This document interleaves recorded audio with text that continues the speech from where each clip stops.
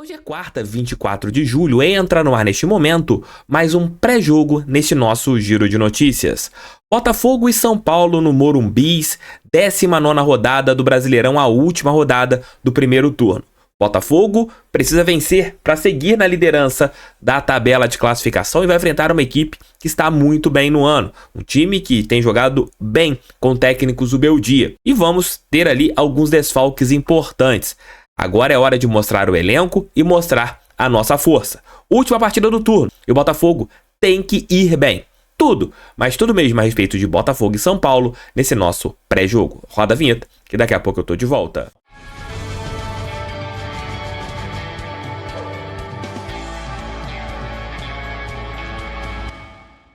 E você pode palpitar hoje as odds do Botafogo, que estão bem bacanas, lá na Parimat. QR Code tá aqui para você poder fazer o cadastro. Vou deixar o link no primeiro comentário para vocês também poderem clicar. Se utilizarem o cupom SORTE, ganharão até R$ 1.500 em bônus. E você tem margem zero, isso mesmo, para você ter as melhores odds do mercado. A Parimat, ela derrubou qualquer odd, para você poder ganhar muito mais. Então entre agora com responsabilidade, faça o cadastro, tem que ter acima de 18 anos e sabendo que não é uma renda extra, é apenas um momento de diversão. Aqui, ó, o link da Parimat para vocês poderem entrar e se divertir bastante. Aqui no primeiro comentário, façam lá os seus cadastros para vocês poderem ajudar o canal do TF e o Botafogo de Futebol Regatas. Hoje, às 19h30, no estádio Morumbis, isso mesmo, Morumbis, name rights, Botafogo e São Paulo, jogo que será transmitido pelo Sport TV e também pelo Premier. O Glorioso precisa de uma simples vitória para ficar na primeira posição e não será alcançado por ninguém no primeiro turno do Campeonato Brasileiro. São Paulo é um adversário difícil, mas que o Botafogo tem conseguido nos últimos 2 anos bons resultados. Ano retrasado venceu por 1-0 e o ano passado empatou. O Alvinegro terá um desfalque importantíssimo. Júnior Santos, que teve uma fratura na tíbia, é desfalque certo, além de Eduardo, que já foi desfalque nas últimas partidas. O técnico Arthur Jorge relacionou pela primeira vez Carlos Alberto, que é jogador do Botafogo e esteve emprestado para o RWD Molenbeek durante o primeiro semestre. Provavelmente o Botafogo deve ter as voltas de Marlon Freitas e Gregory ali na volância. Como o técnico Arthur Jorge só define a sua equipe poucas horas antes do jogo, não dá pra gente cravar qual será a escalação, mas eu acredito em um Botafogo com John, Damian Soares, Bastos, Barbosa, Cuiabano ou Marçal, Gregory, Marlon Freitas, Luiz Henrique, Savarino. Aí fica a dúvida se Tiquinho jogando ao lado do Igor Jesus, se ele vai fazer ali o Tietê pela esquerda e colocando o Savarino por dentro ao lado do Tiquinho Soares. Então são essas dúvidas que o técnico botafoguense só deve revelar para os jogadores assim que a bola estiver para rolar. O jogo não será fácil, o Botafogo tem tudo para vencer o São Paulo, mas precisa de concentração e algo que tem que parar de acontecer. O Botafogo, se tiver poucas chances hoje, você tem que aproveitá-las. O São Paulo tem bons atletas, você tem, por exemplo, Calleri e Lucas, o Léo Dantas vai trazer daqui a pouco as qualidades da equipe do Morumbi, e você tem que saber que as chances que você criar, tem que colocá-las na casinha. Talvez o time hoje mude essas características, a velocidade do Júnior Santos vai fazer falta no contra-ataque, mas a gente tem que aproveitar a boa fase do Luiz Henrique. Para falar um pouquinho sobre o tricolor paulista, chamo o Leonardo Dantas. Fale aí, Léo. Oi, Thiago e pessoal do canal, tudo bem? Vamos falar então do São Paulo, adversário do Botafogo no encerramento desse primeiro turno, na noite dessa quarta-feira, no Morumbi. São Paulo que melhorou muito e entrou num outro momento, sendo um time muito mais competitivo, organizado e mostrando muito mais qualidades desde a chegada do treinador Zubeldia. Tanto é que o São Paulo está na parte de cima da tabela, 5º lugar, 31 pontos, 9 vitórias, 4 empates, 5 derrotas, fez 26 gols, tomou 18. E vive um momento em que os números comprovam que é muito bom. Nos últimos 7 jogos, só uma derrota.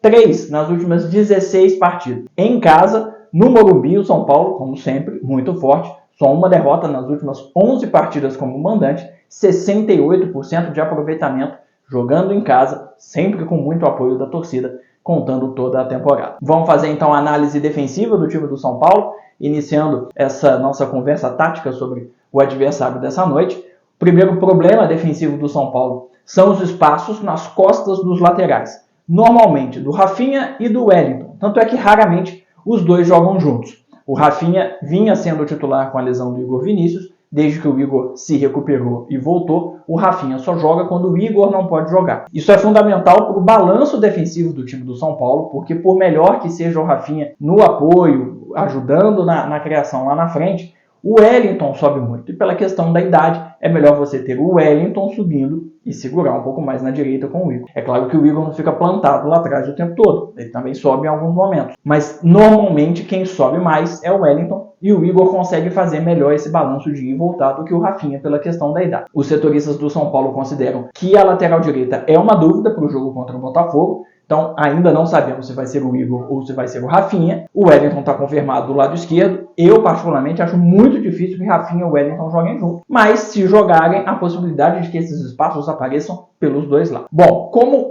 pelo menos um dos laterais do São Paulo sobe muito para ajudar lá na frente no terço final, abre esse buraco aí nas costas de um deles. E pelo menos um zagueiro precisa sair para tentar compensar, para tentar dar o combate para o adversário que está jogando um pouco mais aberto. Isso faz com que se crie um espaço no meio da zaga. E esse espaço faz com que o São Paulo marque mal as tabelas rápidas dos adversários. É uma dificuldade muito grande do time do São Paulo e nas últimas partidas isso ficou muito latente. Então, quanto mais espaço abrir nas costas dos laterais, mais efeito dominó isso gera, né? Porque não é só o corredor, o zagueiro sai e aparece um espaço pelo meio. Então, são duas possibilidades de espaço para o adversário tentar atacar. Especificamente nas últimas rodadas, contra Grêmio e Atlético Mineiro, houve uma avenida muito grande para o lateral esquerdo do adversário avançar muito, mesmo com o Igor Vinícius, não só com o Rafinha, com o Igor também acabou aparecendo esse espaço. Então talvez esse seja o grande lado para o Botafogo tentar atacar o lado esquerdo com o Cuiabano, se a gente conseguir emular o que Grêmio e Atlético Mineiro fizeram nessas últimas rodadas contra o São Paulo. Outra observação importante defensiva do São Paulo é que sem a bola o Luiz Gustavo, que virou titular absoluto na volância são paulina, volta muitas vezes para fechar uma linha de 5 marcadores e tentar dar um pouco mais de sustentação defensiva dentro da área. Só que esse deslocamento dele acaba deixando um outro volante lá à frente sozinho.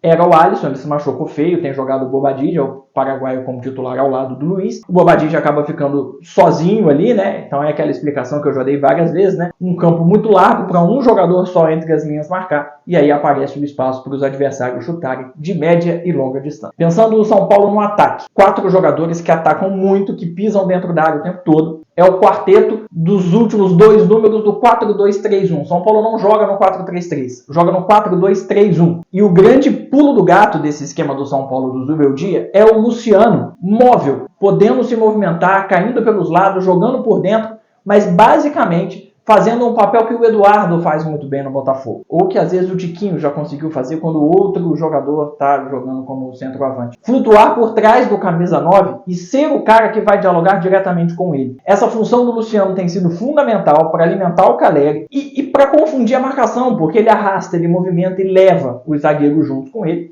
E aí isso faz com que apareçam jogadores vindo de trás, ou que os pontas tenham até um pouco mais de liberdade para criar também. E o Luciano, claro, não é um cara que contribui só taticamente, é um cara que pisa na área, que finaliza, que chuta, que cabeceia. É um cara muito perigoso no time do São Paulo. Outro ponto importante do São Paulo é que nessa linha de 3, do 4-2-3-1, a gente tem os atacantes que teoricamente seriam os pontas. Mas eles jogam muito mais como meias do que como ponta. O Lucas Moura pelo lado direito e o Ferreirinha pelo lado esquerdo. Eles jogam muito por dentro, quase que na direção da área, sem abrir muito, sem ocupar aquele corredor pelos lados, o que faz com que o São Paulo tenha sempre os jogadores próximos para valorizar a posse da bola. Não à toa o São Paulo é o terceiro time em média de posse do Brasileirão, com 57%, segundo o SofaScore.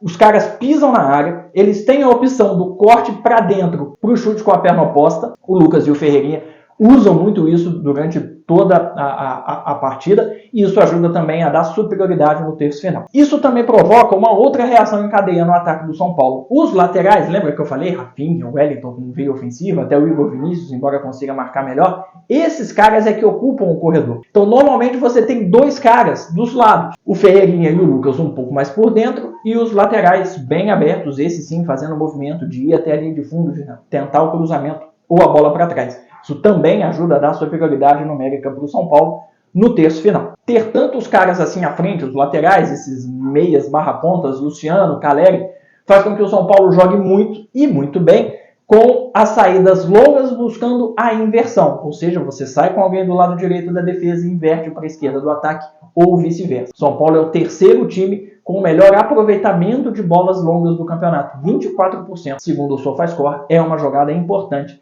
nesse time do Tricolor Paulista. Outros fundamentos muito positivos do São Paulo são o chute de fora da área, com o Lucas Moura, com o Luciano, com o Bobadilla, com o Nestor, que tem sido reserva, mas é um nome importante nesse fundamento também. E a bola aérea, com a bola rolando para o Caleri, mas com a bola parada, não só para o camisa 9, mas também para os zagueiros, principalmente o Arboleda e o Alan Franco, por exemplo. Essa é a análise do São Paulo para o jogo dessa noite no Morumbi. Abraços, bom jogo. Obrigado, Léo, por todos os detalhes do São Paulo. Se você não deixou seu like, deixe. Se você não é inscrito, inscreva-se. Se não acontecer nada demais, voltarei hoje apenas às 21h30 com a nossa live pós-jogo, aqui com toda a equipe do canal do TF. Se tivermos alguma notícia importante, voltarei antes. Para contar um fato histórico, chamo o Leozão, Memória Alvinegra. Fale aí, Leozão. Fala, pessoal, beleza? Botafogo e São Paulo se enfrentam pela última rodada do primeiro turno do Brasileirão e vocês podem esperar por um grande jogo. Normalmente é assim quando essas duas equipes se enfrentam no campo de jogo. Inclusive, no último dia 10 de julho, o Clássico Interestadual completou 84 anos. O Alvinegro e o Tricolor se enfrentam desde 1940 e ao todo são 113 partidas e temos equilíbrio. 43 vitórias, 25 empates e 45 derrotas. Como sempre, eu vou focar nos jogos fora de casa e faz sentido mostrar o desempenho por lá, porque o jogo será no Morumbi. São 58 jogos, mas os números são baixos. 14 vitórias, 12 empates e 32 derrotas. Entre essas 12, uma marcante aconteceu em 2011. O Botafogo não tomou conhecimento do São Paulo e com um gol em cada tempo, venceu por 2-0. Gols de Elkerson e Herrera de pênalti. Em 2016, outra partida marcante. Com uma arrancada rumo à Libertadores, chegamos no Morumbi e com um gol de Sassá, vencemos por 1-0. Essa vitória, com certeza, é uma das que sempre são lembradas pela torcida do Botafogo em jogos recentes. Mas a minha torcida mesmo é por uma vitória em campo e tempo bom. Isso porque em 2022 nós até vencemos por 1-0 com um gol de pênalti do Tiquinho. Mas uma chuva de proporções bíblicas fez o bom campo do Morumbi sofrer. Que nessa temporada venha mais uma vitória, sem chuva e confirmando a nossa liderança, confirmando o nosso bom momento. Bom jogo para todo mundo. Obrigado, Leozão, por sua participação. As redes sociais dos membros da equipe do canal do TF aqui embaixo. Botafogo tem que jogar bola. A gente precisa fazer uma partida consciente. A gente precisa fazer uma partida com volume, intensidade, marcando bem o São Paulo e aproveitando alguns moles que eles costumam dar, mas é um time de qualidade. O Botafogo não pode desconcentrar em nenhum momento. Tem que ser um jogo intenso, como foi contra a equipe do Palmeiras. O gramado do Morumbi é muito bom e isso pode facilitar o jogo. Tá? Será cheio, com pressão grande, já que o São Paulo tá meio bolado com as coisas, alguns jogadores, né, principalmente com o que aconteceu o ano passado, com as falas do John Textor, e o Botafogo tem que, dentro de campo, superar todos os obstáculos. Tamo juntos, beijos, fiquem com Deus. Esses são os vídeos de ontem. Palpitem aqui embaixo, palpitem lá na Parimate, link aqui embaixo no primeiro comentário. Valeu, galera, tamo junto sempre. Pra cima deles, fogão, sempre fogão. Fui, fogo neles, valeu.